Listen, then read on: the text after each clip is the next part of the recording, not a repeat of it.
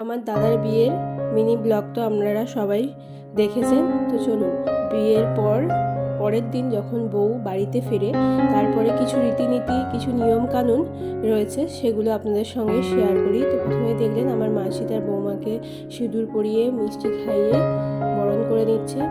তো আমার বৌদিও আমার মাসিকে মিষ্টি খাইয়ে দিল।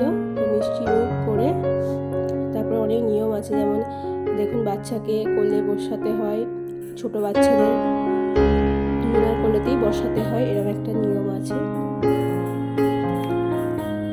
তারপরে কিছু মুড়ি নিয়ে বাচ্চাটাকে খাওয়াতে হয়, বৌমাকেও খাইয়ে দিতে হয়, মানে আমার মাসি তার বৌমাকে খাইয়ে দেবে।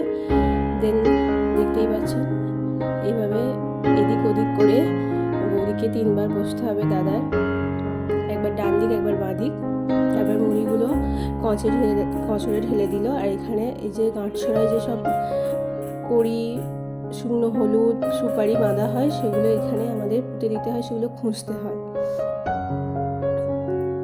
তো আপনাদের কী সব নিয়ম অবশ্যই জানাবেন। তার উপরে শিল পাততে হয়, শিলের ওপরে ওরা বসবে বা দাঁড়াবে, বসবে না, ঠিক দাঁড়াবে।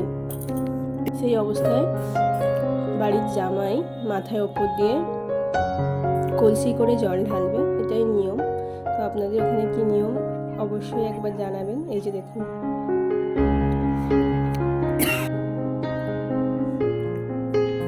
তারপর কলা গাছ তুললে দাদা বেরিয়ে আসছে। তারপরে এই শিল তুলে খুঁজতে হয়, ওই যে কড়ি কাঠসরাই যেগুলো বাঁধা থাকে ওগুলো খুঁজতে হয় দুজনকে।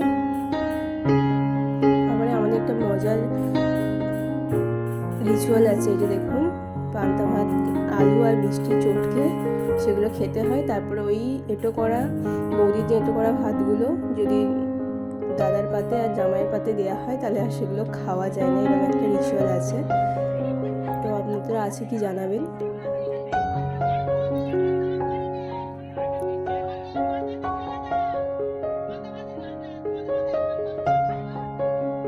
তারপরে দেখুন এখানে দুধ উতলানোর একটা রিচুয়াল আছে। তো দুধ উতলে গেলে দুধ উতলানো দেখতে হয়, তারপরে বউকে ঘরে প্রবেশ করতে হয়। এটা অন্য একটা বাড়িতে বসেছিল, এই এতগুলো রিচুয়ালের পরেই তারপরে ঘরে ঢুকবে, এখানে বরণ হবে। তারপরে আমার ভিডিওতে তো মেনু থাকবেই, তো ভাত, ডাল, সবজি ডাল, একটা শাকের চচ্চড়ি, আলু ভাজা